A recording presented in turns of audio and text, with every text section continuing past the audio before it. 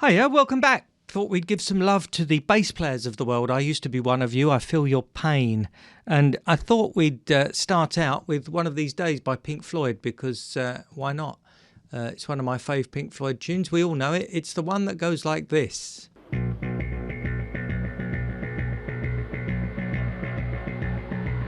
There we go. Dead simple. A rollicking, echoey bass. So there's a few things to it, though, that are useful to know about the Headrush. We're going to get into the sync function. We're going to get into the bit crusher. But mainly, we're just a bog standard SVT blue line, an 8x10 cabinet. It doesn't really matter where you set the controls. Set them to taste. I've just gone for, because it's, you know, just a nice aggressive edge of breakup bass tone. So that's where I've started.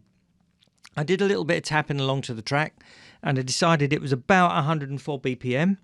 I started with a tape delay because that's what Roger Waters would have used in ye olde daisy before electronics took over. But in the end, I decided I liked the dynamic delay.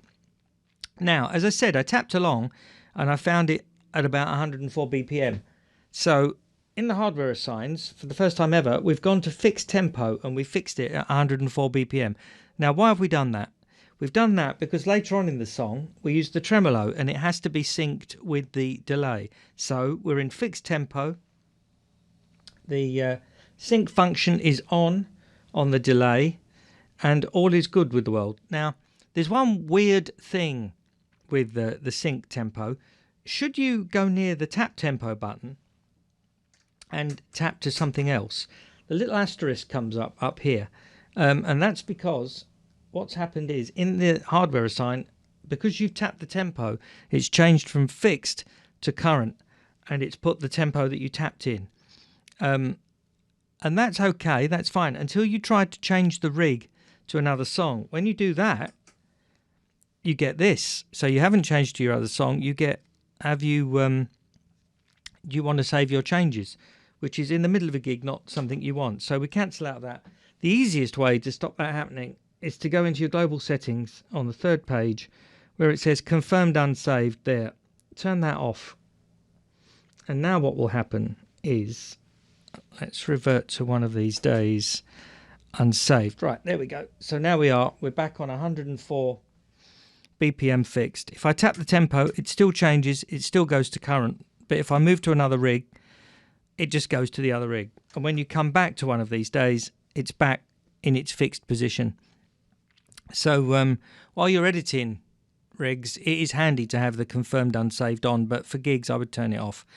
Sidetrack. Okay, so we're back to One of These Days. We've put a delay on and it's this delay.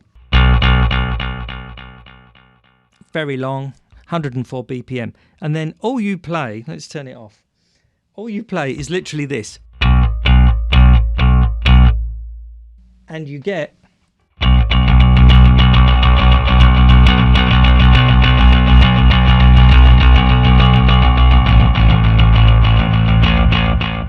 which is the whole song. But once again, these sneaky recordists, if you listen to the actual record, you'll notice that once again, much like on every single rig rundown we do, the little swine has recorded two basses. Listen. Here comes the first one. There's the second one. Let's do that again. Did you hear that? First one, second one. So here comes the first one.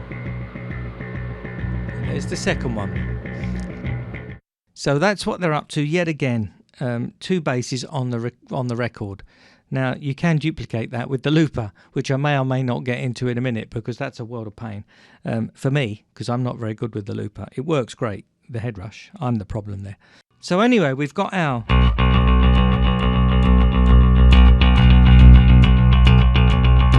sound, which is a lot of fun to play. But then later on in the song, they start to wig out in the middle section. We call it wig out. I'm a baby boomer, I've learned. And we're the cause of all problems, including wigging out. But anyway, it wigs out, and it wigs out like this.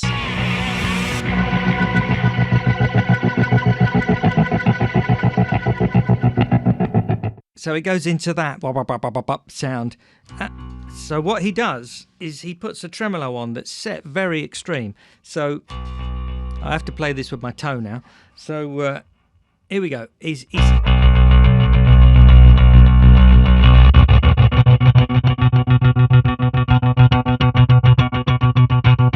You're still playing the same donk, donk, donk, an octave up, but now you've put the tremolo on. And if you listen to the record, it's really, really crunchy and messed up. Look, listen, this is the record.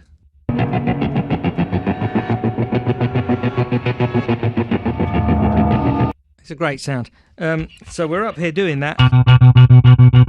So I put the air filter on just to...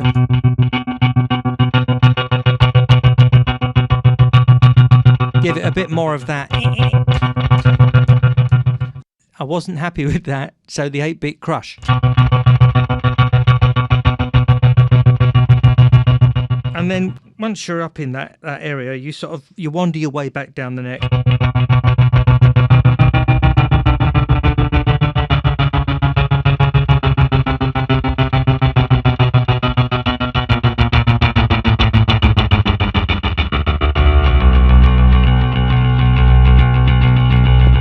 Sat on the floor and I missed the button, but so I've got an effects off button. So as you add your tremolo, you add your air filter, you add your 8-bit crush to be in the land of,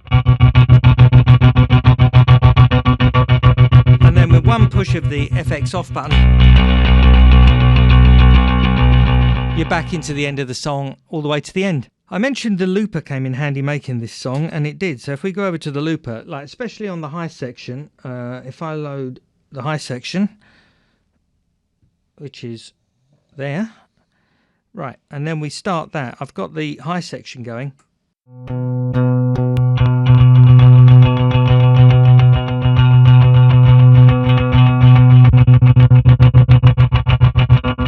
So now the Headrush is playing itself, and I can go in and I could alter the sounds. The 8-bit crush is all over without.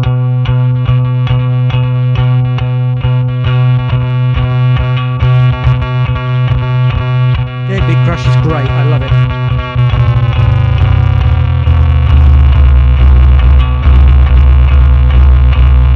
Now, did you notice that? How I tuned the 8-bit crush to the track? I tuned an octave lower than where I had it.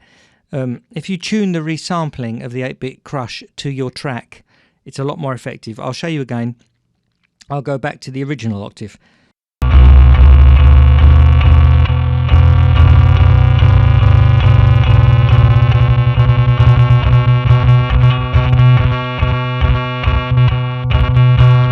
If you go a little bit off of in tune, you get that nice phasing nonsense. There it is. So it's horrible, the 8-bit crush, absolutely horrible, which of course is the effect we want here. The looper, once again, it shows that you're basically playing nothing on this track. Look. That's the looper after all of the effects. So I'm playing nothing, just enough to mess it up.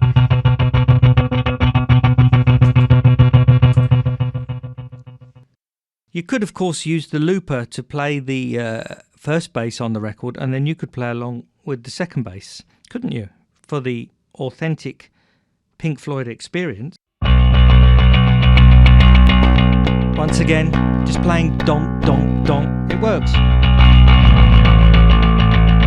So let's add the other bass.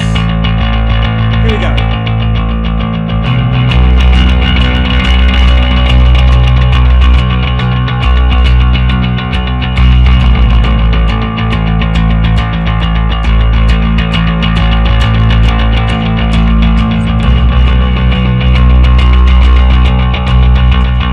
Enough of that nonsense. It's good fun though, isn't it?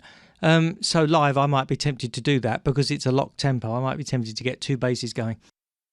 And that's all there is to it. Simple pimple.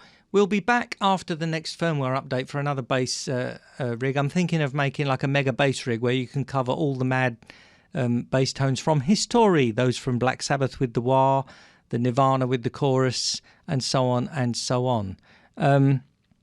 this has been a fun one, and thanks for watching along. See you again. I've been mucking about with my Headrush. You've been mucking around with whatever you fancy. Bye.